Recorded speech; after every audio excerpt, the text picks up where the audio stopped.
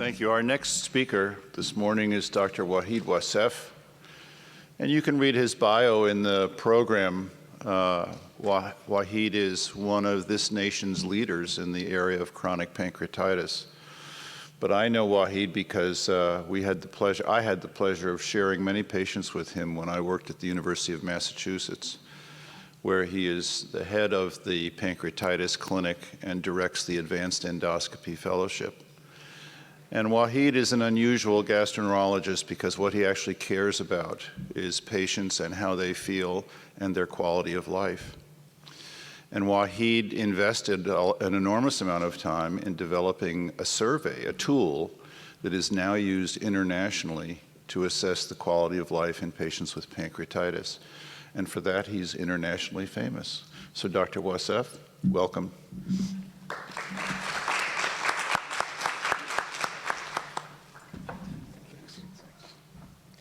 Thank you, Dr. Anderson, for these kind words. What I'd like to talk about today is an introduction to chronic pancreatitis. Most of you really do not need that, so I'm just going to provide it as a framework for what we're going to be doing today.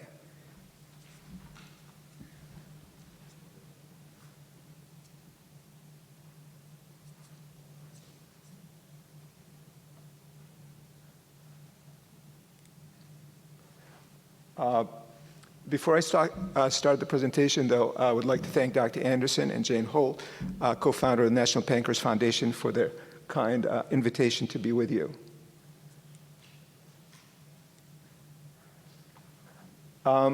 It's going to be a brief presentation. I cannot really tell you all about chronic pancreatitis in a few minutes. We're just going to share some background information. We're going to focus a little bit on current treatment modalities, and then hopefully shed some light on future management, focusing on pain in both of these areas.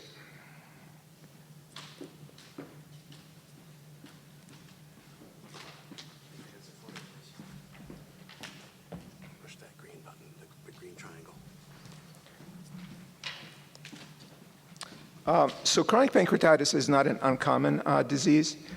It is a significant worldwide medical problem. In a number of studies, we see that in Copenhagen, for example, it's found in 13 out of 100,000 patients in the population. Male veterans in the United States, it's found in about 3%. In Japan, 17.4% of males and females have it.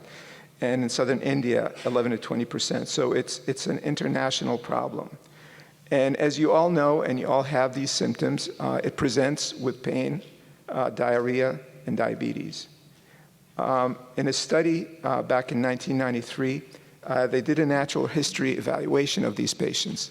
And over a 10-year period, they found that most of the patients, about 65%, developed the pain, 45% developed the diarrhea, and about 38% developed the diabetes. Now, the diabetes is obviously something that is simpler to treat. There is insulin, there is oral hypoglycemics.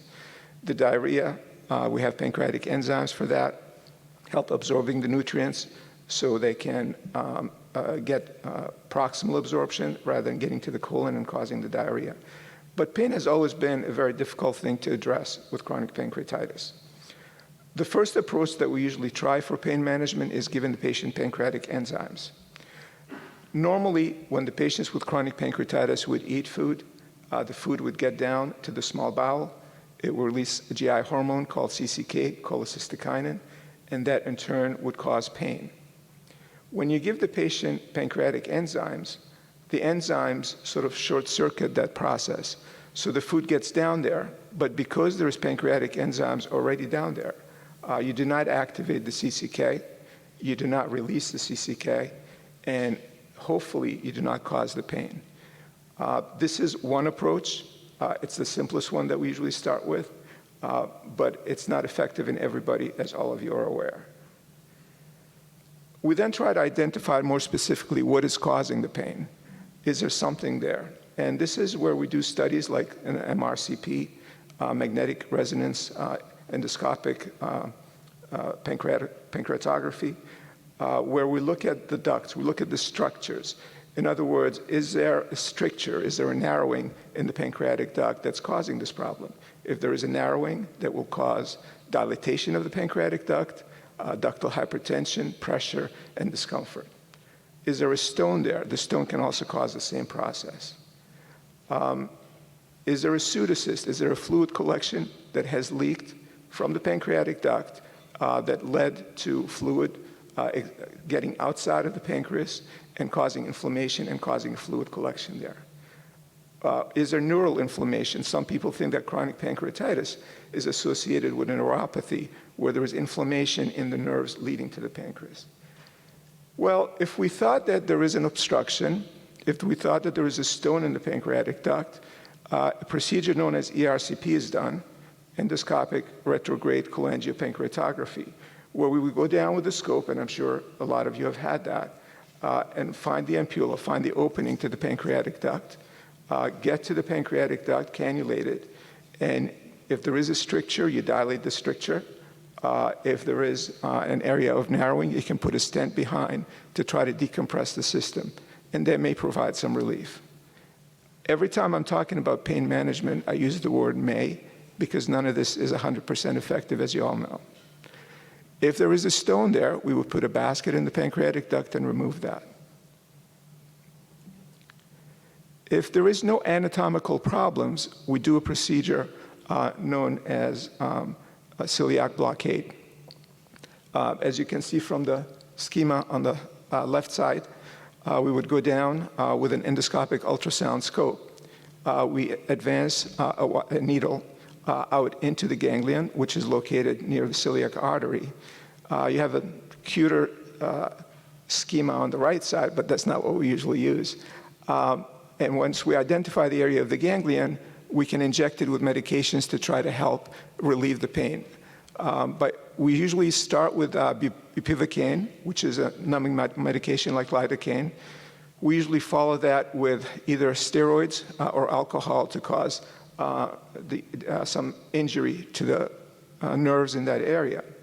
By doing that, we're sort of blocking the nerves, the sensory nerves that are innervating the pancreas. This has some success in some patients. We have done some studies looking at this, and about 1/3, maybe to half of the population will benefit from this. And when it's beneficial, it's not really 100% either. It may provide some decrease in the pain management. It may provide less emergency room visits in this. The last procedure that I talked about is doing something about a pseudocyst that develops. What we would usually do that is do something that I was told through years of fellowship never to do, and that is making a hole in the stomach. So what we would do there is go down with the endoscopic ultrasound scope, pass a wire using endoscopic ultrasound guidance into the area of the fluid collection, dilate that with a balloon, and then eventually stent it. We usually stent that to provide drainage and to provide access. We usually have that initial approach to this called a step-up approach, where initially you would do the drainage and drainage only. You go back a week, 2 weeks later to try to get into the area of the fluid collection and debride it if need be. So this is an image of what that area would look like. This is going into the stomach, through to the back wall, and debriding areas. These are old stents that have been there now for a couple of weeks, so their colors, initially greenish, is now a little bit changed from all the debris that accumulated. And if there is a pseudocyst, that certainly will provide pain relief. Now the problem is that once we treat these patients, we're addressing the physical function. The diarrhea may go away. The pain sometimes will go away, not always. And the diabetes would be addressed. But when we sit down and talk to our patients, we find out that that's not enough. We're taking care of the physical function. But we'll also learn that chronic pancreatitis affects a lot of other things. It affects social function. Patients cannot go out with friends, cannot interact with their significant others, or with their kids. It impacts mental functions, emotions, depression, anxiety, stress. And something that we developed or discussed or found out about really is cell function. One of the things that will happen with taking too many days off from work is losing the job. So that has economic impact. Another thing that happens is medications are not cheap. Another economic impact. And my patients always tell me healthy foods are more expensive than McDonald's. Another economic impact. So there's a lot of things that are impacting the patient that we do not address by just doing the cyst drainage, doing the celiac block, or taking out the stones. Because of that, we developed an instrument that Dr. Anderson referred to earlier, the Pancreatitis Quality of Life Instrument, PANCOLI for short. We developed first focus groups with patients at UMASS to identify what the issues are that impacted their lives with chronic pancreatitis. We send these questions, these issues, to physicians across the country to find out if there was anything else that we were missing. And then we did this study that was published a few years ago and funded by a grant from the American Journal of Gastroenterology and from the National Pancreas Foundation to try to validate the instrument. We had 175 patients out of 11 hospitals that did the study. And you do two things when you validate these instruments. You do re-evaluation of the instrument to make sure it's reproducible, and you look at its content validity. And on both accounts, this was a very useful instrument. It's the only one, as Dr. Anderson alluded to earlier, that was developed for chronic pancreatitis by chronic pancreatitis patients. It is also available on the National Pancreas Foundation website for free. So when we use that instrument and we applied it to patients in our clinic with chronic pancreatitis and compared it to the control population, house staff at UMass, you may argue that's not a control population, but that's what we used. You can see that the quality of life decreases with the chronic pancreatitis. We also compared this to a group of patients with inflammatory bowel disease. Now, you would think inflammatory bowel disease would be much more severe in its impact on its patients, and we found that the chronic pancreatitis had lower scores than inflammatory bowel disease patients did. We then looked at it in interventions. So if you look at the chronic pancreatitis patients, maybe their level is about 55 or so on average. Those that are smokers, their level is a little bit lower in the 50s. Those that quit, their levels actually get better, up to 60-ish, 61. So you can use it to evaluate treatment very nicely. Because of that, this has been introduced into 4 clinical trials that are currently ongoing in the United States. It is being translated into Chinese so that they can use it on their culture and in their culture to evaluate their chronic pancreatitis patient. And it's being used in the socialized system medicine in Denmark and in Sweden to evaluate their populations.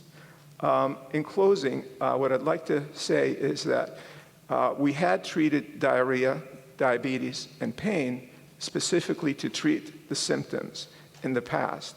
And I think as we look to new treatments these days, and we go forward, I don't think that that's a sufficient endpoint.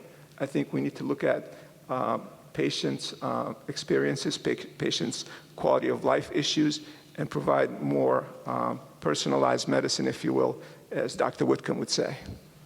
Thank you.